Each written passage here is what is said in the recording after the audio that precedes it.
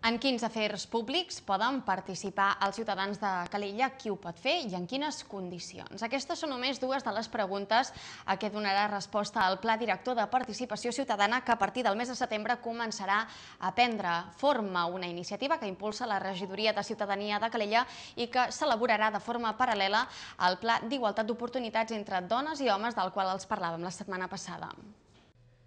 La metodologia d'elaboració d'aquest Pla Director de Participació Ciutadana és similar al Pla d'Igualtat d'Oportunitats entre homes i dones. En un primer moment es fa una diagnosi de la situació i després enquestes a peu de carrer i tallers. Núria Soler, agent d'Igualtat de l'Ajuntament, explica que un dels objectius d'aquest pla és incrementar les vies de participació ciutadana i diversificar-la amb nous col·lectius.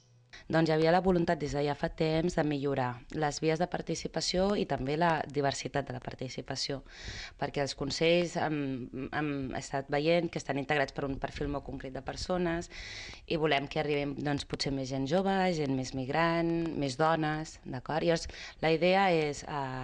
fer primer un diagnòstic de la ciutat de Calella en quant al tema de participació, és a dir, com funciona, quins són els punts forts, quins són els punts febles, i a partir d'aquest primer diagnòstic proposar i aplicar sobretot propostes de millora.